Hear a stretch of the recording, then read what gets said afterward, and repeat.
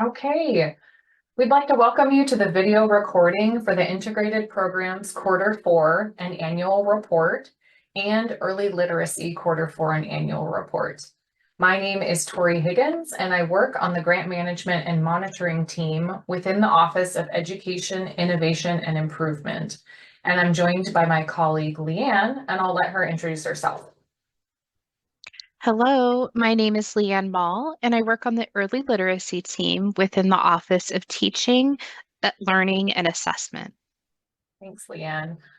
Today we'll be reviewing how to access all of our reporting links for these two different reports.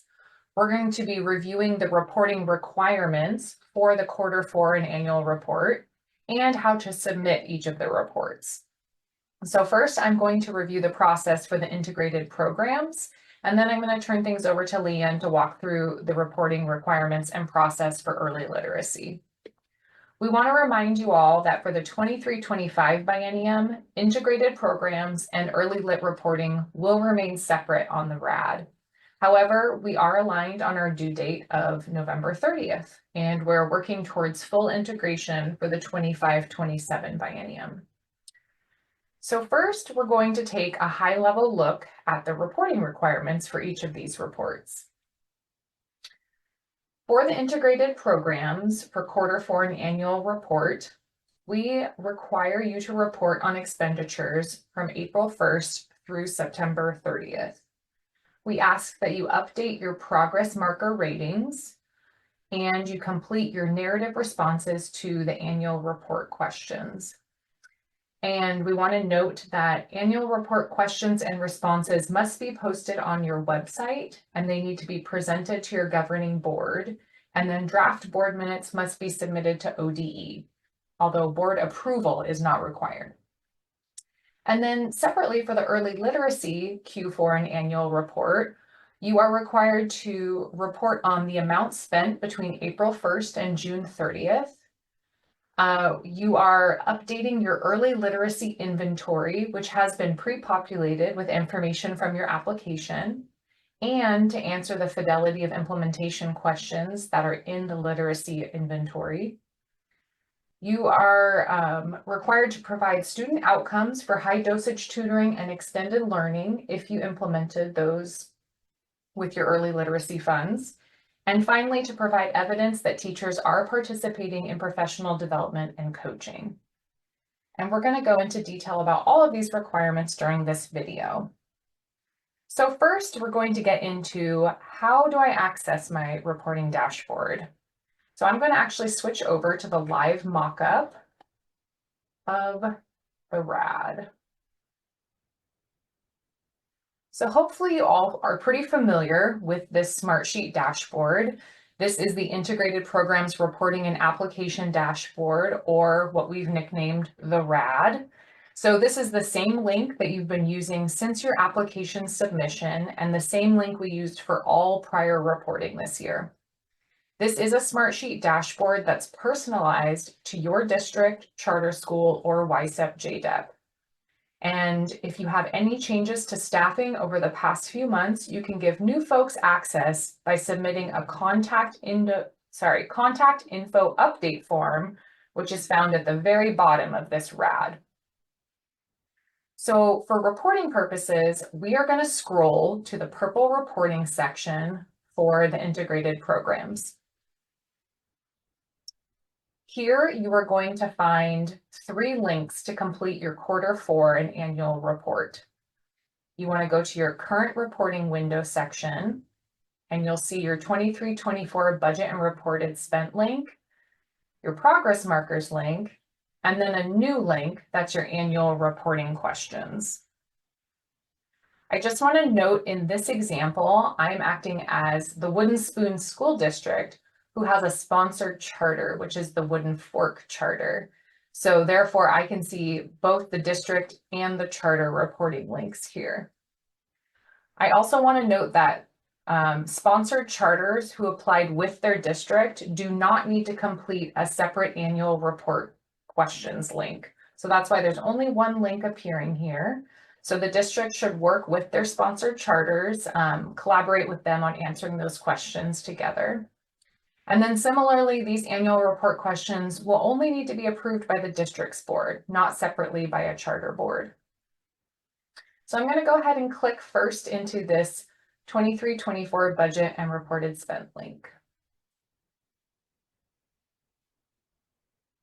Okay, a few things I want to highlight about this link. So this is your original budget link, and you've been working on this since Q4 reporting. So all items should be up to date with any recent plan changes. And we've now added columns for Q4 expenditure reporting for each funding stream. We've also gone in and customized your budget, so you will only see columns for funding streams that you have grant agreements for. So if you're not receiving high school success funds or EIIS funds, then you will not see those columns. I also want to note that the Q4 columns are front and center when you open up this link. But if you want to see what you have for your planned budget, what you submitted during the application period, you can scroll all the way to the right. I'm going to do that now. Hang with me. So you'll see these familiar columns here that show our FTE type, any of our allowable use categories, object codes, and then any planned funding amounts. And then as we work our way back to our Q4 expenditure columns, you can see the prior reporting columns as well. Okay, so I'm coming back here to the blue Q4 columns, and we're going to use this activity 2 as an example. So in this activity, I'm reporting that between April 1st and August 15th, because that's the cutoff date for high school success, I spent $20,000 on activity number 2. And then for SIA between April 1st and September 30th, I am reporting that I spent $25,000. So this column will total up what you spent on that activity for that quarter. And then this column to the left is actually totaling up how much you've spent on that activity throughout the year. So I can see that I've spent about $91,600. But again, if I wanted to check how much I plan to spend, I could scroll all the way back to this planned budget. And I can see that I actually intended to spend $150,000. So I'm coming in a little under cost right now. And so that's where this column here, activity notes, could be helpful. It is an optional column. You don't have to fill it in, but it can be a good way for you to communicate with your district grant manager about some of these changes that are coming up. So once I've gone in and filled out all of my expenditures for these different reporting periods, then I want to make sure I hit save in the upper left-hand corner. And I can go back to our links on the RAD. Since this is the end report, your annual report for year 1, I want to introduce you to a new link, and that's this budget roll-up across quarters. And so I'm going to click here into my district link for a budget roll-up. And this link is going to be helpful. It's a view-only link, so you can't edit anything. But what it's doing is pulling in all of the numbers that you're reporting in your budget link, and obviously presenting them in a roll-up fashion so that you can see how much your reporting spent versus how much was your original allocation. And then it's calculating for you what is left unspent. So this is a link that district grant managers are also going to utilize to talk to you about what might be missing from your budget. So let's give the example of SIA. For SIA, it is a disbursement grant. So at this point, you've spent or you have claimed 100% of your funds. And now you're going back and reporting on what you've spent out of all of that. And so if this was my example, right now I'm only showing that I've spent $98,000. And therefore, because it's SIA and their annual funds, I would have to return $446,000. So if that's not aligning and I know that I did spend all of my allocation, then I know that I need to go back into my budget and add some expenditures. And then a different example would be for high school success, which is actually a reimbursement grant right now. You can spend your year one funding throughout the biennium, but for reporting purposes, we ask to have that cutoff date of August 15th. So what district grant managers are going to do is go in and look to say, this grantee has reported spending $126,000. Does that align with how much they've claimed in EGUMs as of August 15th? So you can see that this could be a very helpful link as you're filling out your budget report. Okay. I'm going to go back to our RAD and we're going to click into the next link, which is the progress markers link. Okay, for this quarter, get to the top here, I'm going to be filling out or reporting on any observable change that I've seen between April 1st and June 30th. So I do want to note that in this link, we are adhering to the true quarterly cutoff of April 1 through June 30th, because we don't want the overlap between quarter 4 and quarter 1. So as you see, as you go into your year 2 reporting, you'll see that you'll be reporting on progress markers again during Q1. So right now we have that cutoff of June 30th. So I'm going to go through, read each of my progress markers and report on any change that I might have observed. For low, that means obviously a small incremental change has been observed. For medium, a bigger change has been observed, but there's still work to be done. For high, a significant change is observed, but it's not yet fully in place. Or you can report that something is firmly in place. So I'll go through each of these 15 progress markers and make my changes. And I'm going to scroll down to the bottom here because I want to note that the overall reflection questions are not required for this report. So that's why they've been grayed out. Instead, we're going to be completing our annual reporting questions. So go ahead and save any changes. And then we'll go back to the RAD to click into our annual reporting questions link. Okay. So these are our 2 annual reporting questions. We are asking that you reflect on your progress, you review your progress markers and any of those overall reflection responses to help you kind of craft a response that will reflect on your implementation from the whole year. And we're asking about progress as well as any barriers or challenges that you've experienced. As always, you want to hit save in the upper left-hand corner. And I also want to show you how you can export your responses, because it is a requirement that these are posted online and you want to be able to present them to your board. So what you want to do is go up to this title here that says IP Annual Report, click on the 3 dots, and then go down to export.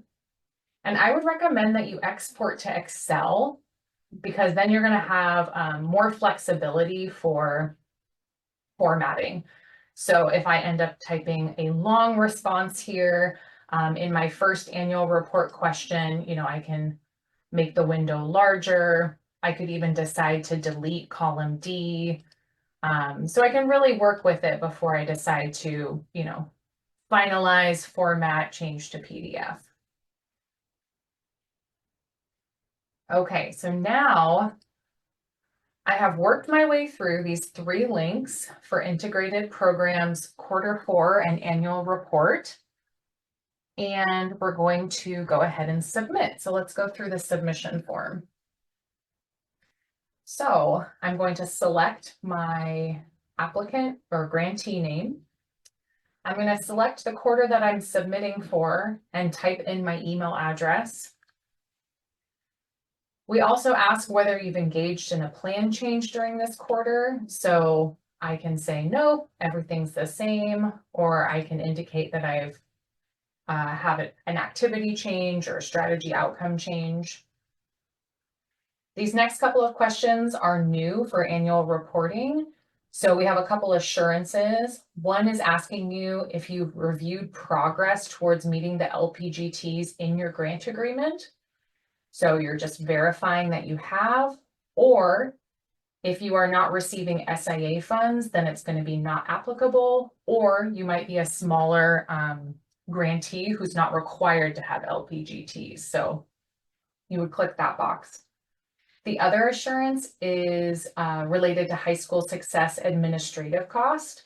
So we're just calling out that this is not a new requirement, but this is a new way for us to track. And so you are either saying it's not applicable because you're not using administrative cost of high school success funds, or you might not have high school success funds, or you're saying, yes, I understand the requirement and I'll have this in place. And then finally, we have a place where you can upload your draft board minutes and provide the URL where your annual report questions are posted. And I'll just note that these last two are not required, like you won't see the red star, because we know that sometimes folks want to go ahead and submit their annual report. They're ready for ODE to review, and maybe they aren't quite yet on the agenda for their board. So it is okay to submit your report and then provide us with the board minutes later. We just won't be able to mark the entire report complete until we have those board minutes, but we wanted to offer that up as I know folks are eager to get started on reporting. And then finally, you want to make sure you send yourself a copy of your responses, and it'll ask you to input your email address and then hit submit. And when you hit submit, you will see a date populated here under Q4 annual where it says submitted by grantee for review. You might need to refresh your web page, so you can always go up to the top and refresh if you kind of want that confirmation. And then this is a good place to track where your report is at in the process. So you'll get a date populated here if you receive an email from ODE, and then a date populated here in the reviewed and approved section when the report is complete. So that's all I have for integrated programs. So I'm going to go ahead and stop sharing and hand it over to Leanne to talk about early literacy. Thank you, Tori. So this section of the recording provides guidance for grantees in completing the new Early Literacy Success School District Grant Q4 and Annual Report for 23-24. Additional guidance for this annual report has been developed and is available, but what I'll do is I will guide you through the steps to submitting. So again, we're in the mock-up RAD, and to submit your early literacy report, you will scroll down to this kind of lighter pink-purple color, the Early Literacy Success School District Grant Reporting section. So the first requirement is for you to update your budget with your Q4 expenditures. So your budget link can be found here under all the other reporting links. And I'll show you what that looks like.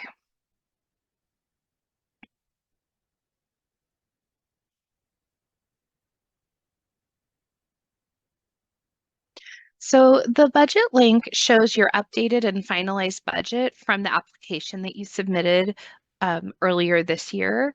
And any plan changes you've made should also be here.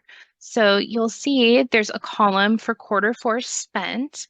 And here you will report the actual amounts you've spent between April 1st, 2024 through June 30th, 2024. There's also, as in the other IG application budget, there's also a space for you to report on any optional sort of status or notes that you'd like to send to your district grant manager. As always, when we work in Smartsheet, you'll need to click the Save Disk over here in the top left-hand corner. All right, so going back to the RAD, so that's the budget and reporting spent link. The next link that you'll need to update and submit is your inventory. I'm going to click on this second link. And here is the inventory. So the inventory, as it appears in the annual report, has been pre-populated based on your application responses. So it should look familiar. ODE has made some minor formatting changes and corrections for clarity and ease of reporting. So some columns and dropdowns have changed. For example, if you come over here, you can see how the grades are now toggled in a button, and it just makes for clarity and ease of everyone understanding what grades apply to the materials. Yeah, before I get any further, one thing about this form is tricky is that it's very long. And so I'm going to ask you, I'm going to show you how to freeze the title of your literacy assessment and tools here so that you can have a frozen name of the material as you scroll all the way over to the other side. So you just click and highlight this third column. And if you click, you can choose to freeze that column. And now when I scroll over, I can see the actual title of the literacy assessment and tool and materials that I'm inputting information for. So just a little trick to help you get through this form. So what we ask you to do is to update your inventory. Not everyone will have updates to make, but if you do, we want to make sure that you read through each material and make sure that each material you have listed here in this column 3 um, is included and it reflects current practice. So any assessment tool, curriculum, or digital resource that's used to support literacy in early elementary grades should be included. You may, in this form, add, remove, or update material as needed. And after you've verified that everything's correct, listed, that needs to be listed, we ask that you go row by row, like this way, to verify that all the information about that curriculum is also accurate in making updates when necessary. If you've made changes, again, you'll save them by clicking the disc in the top left-hand corner. Some districts, all districts have updated their inventory already this year as part of the application process. So if everything in the early literacy inventory is correct and up to date already and no changes are needed, that's totally fine. Not everyone will need to make changes to the inventory.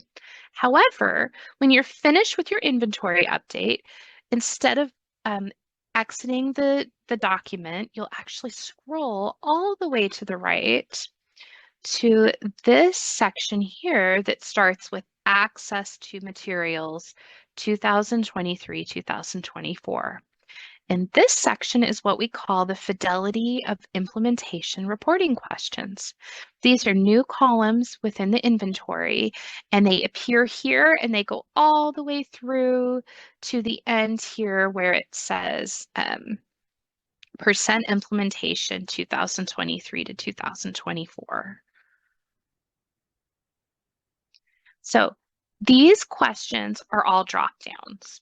And the requirement is that for every single material that you have listed within the inventory, you will then choose the best response for each of the questions. Now, each column has a title that's short and a more detailed question is included if you hover over the I. And there's actually in Appendix B, where you can find more details about each question in the guidance that we're going to, that matches really this video. So again, this will be complete when you've responded to each drop-down question about each of the pieces of the materials that are listed in the inventory. So this should all be filled out for rows 1 through 9. Again, when you're finished answering your questions, you'll click on the disc in the left-hand corner and you'll go back to the RAD. So on the RAD, we've done the budget and the inventory. Now there are 4 forms that you will need to complete your early literacy annual reporting. The first form is teacher professional development and coaching participation. Again, it's the third link here in the link sections. I'll show you what that looks like.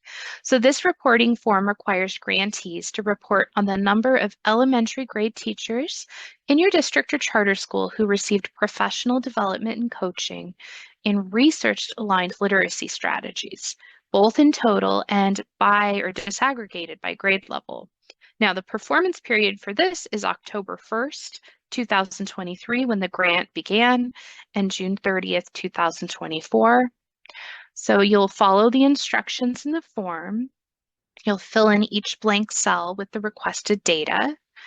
We want to remind you to provide only unique numbers of teachers and not percentages. So for instance, if you're answering the question here, the teachers who received professional development and coaching, if it's 7, you'll write the number 7. You won't be adding anything else or any percentage.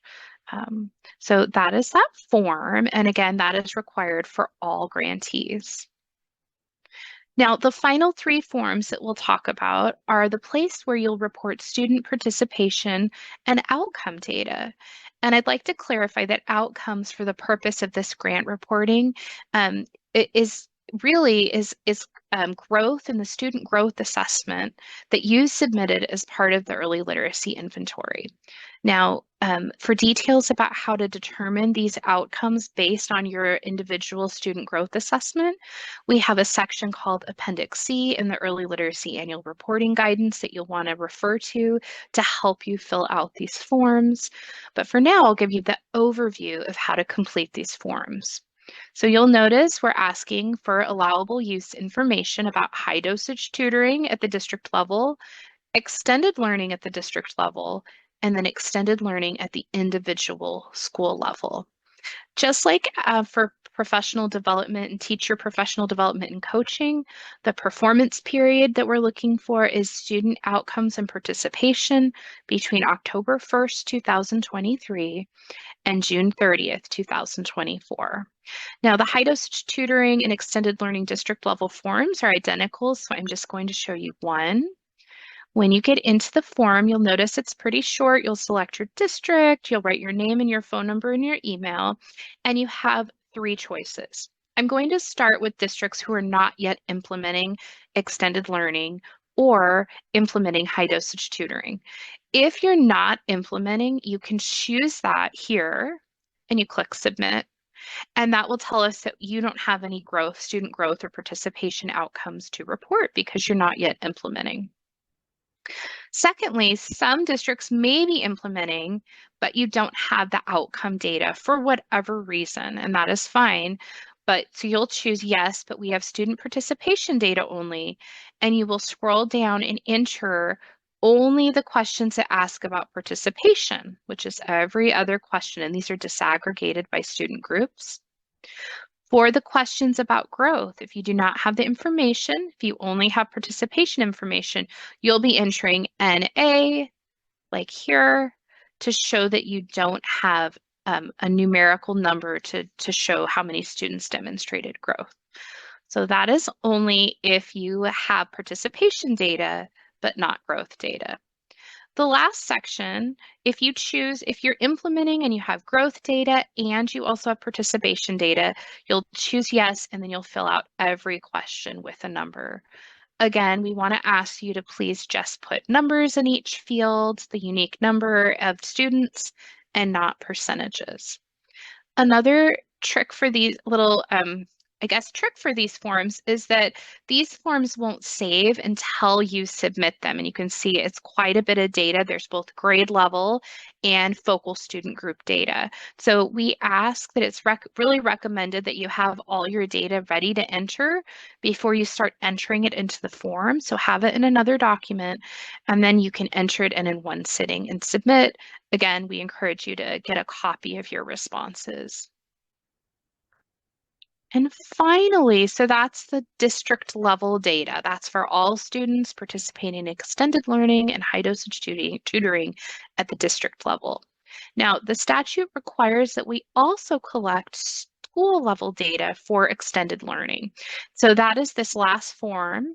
It's a different color, so it shows you that it's a different form. And some districts may need to submit multiple green extended learning school level data forms, and I'll explain why in a moment. So on this form, it looks very similar. We're asking if you've implemented extended learning, if you have, the outcome data and the student participation data, so it looks exactly the same.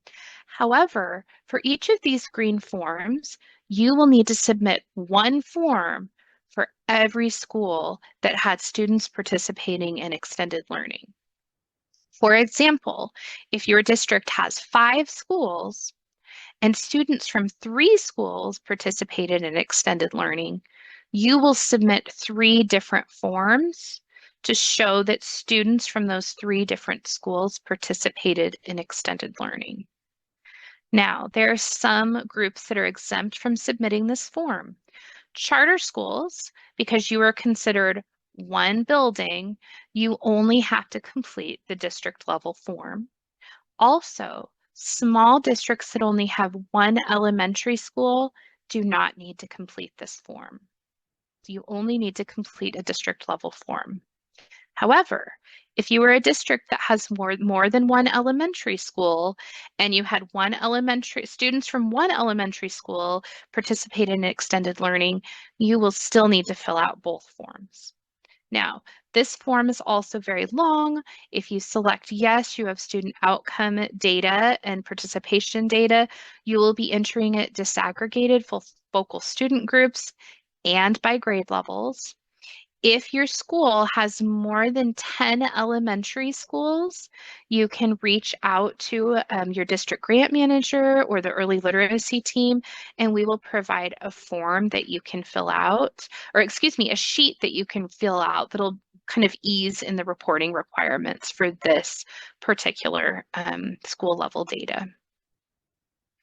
All right, so again, some of you might submit multiple extended learning forms, but once you've completed all of these links and these forms that are linked, you will go over here to the early literacy completed reporting form when you're ready to submit.